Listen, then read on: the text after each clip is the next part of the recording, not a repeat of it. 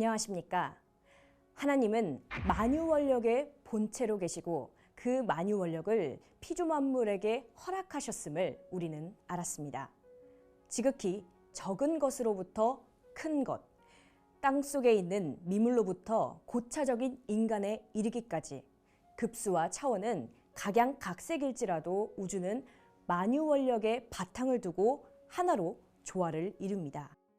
그렇게 우주가 조화를 이루는 것은 만유원력에 의해서 전부 다 방향성과 목적성이 결정되기 때문입니다. 아무리 인간이 하나님을 저버리고 온갖 나쁜 짓을 다 하더라도 결국은 우주 전체의 큰 목적과 방향을 이탈할 수는 없습니다. 그것을 이탈하면 하나님은 정리하는 것입니다. 그러므로 이 세상에 생물이거나 무생물이거나 그 어떠한 존재도 하나 예외 없이 전부 만유원력에 의해 수수작용을 하고 또 더 고차적인 것으로 연결되어 하나님이 정한 방향성과 목적성을 떠나지 않기 때문에 우주는 조화를 이루게 되는 것입니다.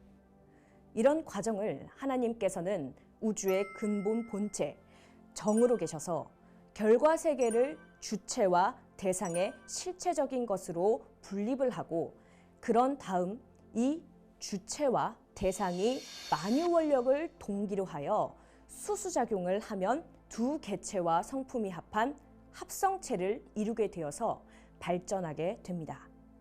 이런 단계와 과정을 거치는 것을 정분합작용이라고 합니다.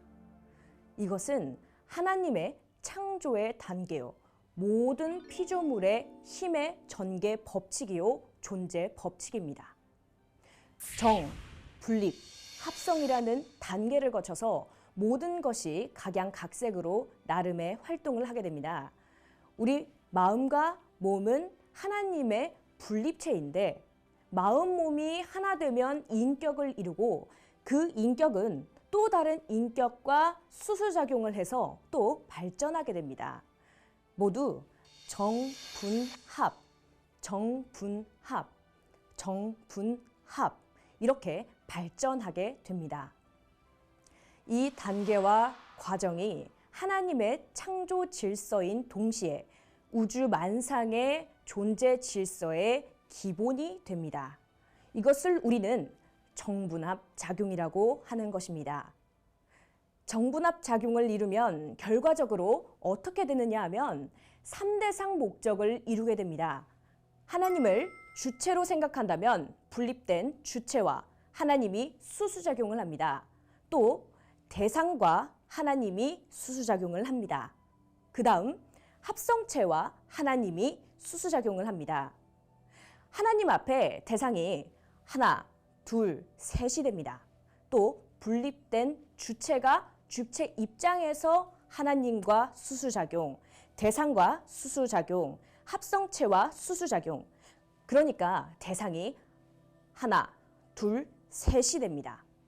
대상체도 마찬가지고 합성체도 마찬가지입니다. 그러니까 각 개체가 전부 다 3대상 목적을 이루게 됩니다. 그렇게 되게 되면 하나님을 중심 삼고 주체와 대상이 분립되어 수수작용에 의해서 결과인 합성체를 이루면 하나, 둘, 셋, 넷, 네 방위를 중심 삼고 변하려야 변할 수 없는 하나의 힘의 터전이 구축됩니다. 그것을 원리에서는 사위기대라고 부릅니다. 사위기대, 글자 그대로 네 방위를 중심 삼은 힘의 터전입니다. 이 사위기대는 하나님의 창조 이상이 땅에 실현되기 위한 기본 기대입니다. 왜냐하면 하나님의 창조는 당신의 성품인 성상을 그대로 주체와 대상으로 전개해서 합성체를 이룬 것이기 때문입니다. 그러니까 하나님의 창조 목적은 사위기대가 아니고서는 실현이 안 됩니다. 또한 사위기대는 하나님의 선의 성품이 피조물을 통하여 이룩되는 기대이기도 합니다. 존재 기대요, 선의 기대입니다. 그러니까 사람이 존재한다, 내가 존재한다. 이 말은 보이지는 않지만 하나님을 중심 삼고 마음과 몸이 수수작용해서 그 결과로서 내 인격이 존재하는 것입니다. 가정이 존재한다는 것은 하나님 앞에 한 남성과 한 여성이 수수작용의 결과로서 가정이라는 합성체를 이루게 되는 것입니다. 이 모든 것이 만유 원력에 의해 수수작용을 하고 정분합 작용이 일어나면 그 결과로서 사위기대가 성립이 되는 것입니다. 이것이 우주의 기본기대, 하나님의 창조 목적이 성립되는 기본기대다, 이렇게 정리할 수 있겠습니다. 이 사위기대를 전제하면서 이제 모든 존재물의 목적에 대해서 한번 생각해 보겠습니다.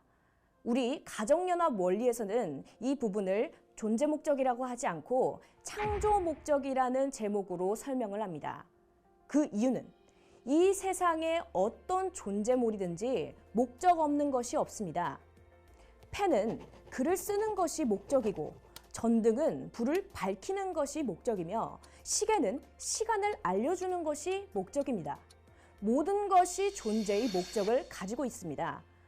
만일 존재물이 그 목적을 잃어버리면 존재 자체의 의미가 없어져 버립니다. 그렇지 않습니까? 종이가 물에 젖거나 찢어져서 프린트나 글을 쓰는데 이용할 수 없게 된다면 그건 쓰레기통에 버려야 합니다. 그러니까 존재의 목적이라는 것은 존재물 자체를 좌우하는 기본이 됩니다. 그렇다면 우리 사람이 존재하는 목적은 무엇일까요? 이것이 바로 역사를 통한 종교와 철학의 물음이었습니다. 그러나 하나 분명한 것은 어떤 존재물이 존재하든지 그 존재의 목적은 존재 자체를 보고 물어서는 답이 안 나옵니다. 왜냐하면 종이를 보고 너 존재하는 목적이 뭐냐? 그렇게 물어서 되겠습니까? 종이라는 존재의 목적은 종이를 만든 사람이 종이를 왜 만들었느냐 하는 데서 찾아야 합니다. 그러므로 인간과 피조 만물의 존재의 궁극적인 목적을 해결하는 문제에 있어서도 하나님이 왜 창조하셨느냐 하는 창조의 목적을 밝힘으로써 설명이 가능한 것입니다. 성경 창세기 1장을 보면 하나님은 만물 만상을 만드실 적마다 보시기에 좋았더라 하시면서 기뻐하셨습니다. 이 말은 하나님 스스로 창조하신 피조물이 당신 앞에서 더없이 좋고 기쁜 대상이 되기를 원하셨다는 것을 의미합니다. 다시 말씀드리면 하나님의 창조 목적은 기쁨을 누리시기 위함에 있었다라는 것입니다. 그렇다면 그 기쁨이라는 것은 어떤 상태에 있을 때 오게 되는 것일까요? 여러분, 기쁨은 언제 생기게 됩니까? 기쁨은 단독적으로는 생겨나지 않습니다. 주체되는 한 개체의 성품이 반영된 대상을 통해서만이 가능합니다. 예를 들면 화가의 기쁨은 그가 가지고 있는 구상 자체가 대상이 되든가 혹은 그 구상이 그림이라는 작품으로 이루어져서 화가의 대상이 되었을 때 기쁨은 생겨나게 됩니다. 이때 화가가 구상 자체만을 대상으로 대할 때는 그로부터 오는 자극이 실체적인 것이 아니기 때문에 기쁨도 완전한 것이 못 됩니다. 그러나 보이고 만질 수 있는 실체적인 대상이 되면 그 기쁨은 온전한 것이 되며 그만큼 큰 기쁨을 갖게 됩니다. 결혼한 신혼부부의 기쁨도 이와 비슷할 것입니다. 아이를 가질 계획, 2사람에서 3사람 또는 4사람으로 가족 구성원이 늘어난 가정을 상상할 때 그 구상과 계획만으로도 2사람을 웃음 짓게 만듭니다만 자신들의 성품과 특징을 닮아난 아이를 실제적으로 낳았을 때 그때의 기쁨은 이루어 말할 수 없는 온전한 것이 됩니다.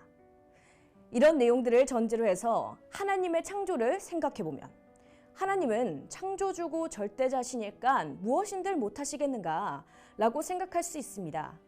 그러나 하나님 역시 하나님 속의 구상과 계획이 당신에게 기쁨이 안 되는 것은 아니지만 완전하고도 타각적인 기쁨이 될 수는 없습니다.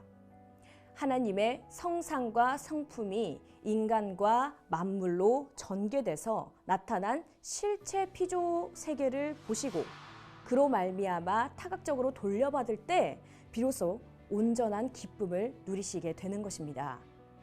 그런 관점에서 이 세상의 모든 피조물은 결국 하나님께서 기쁨을 누리시기 위한 당신의 성품을 실체적으로 전개한 대상입니다. 그러므로 하나님으로부터 지음받은 만물 만상은 하나님 앞에 실체적인 대상체로 완성해서 타각적인 기쁨을 돌려드려야 하는 것이 우리의 인생과 만유의 존재 목적이라 하겠습니다. 감사합니다.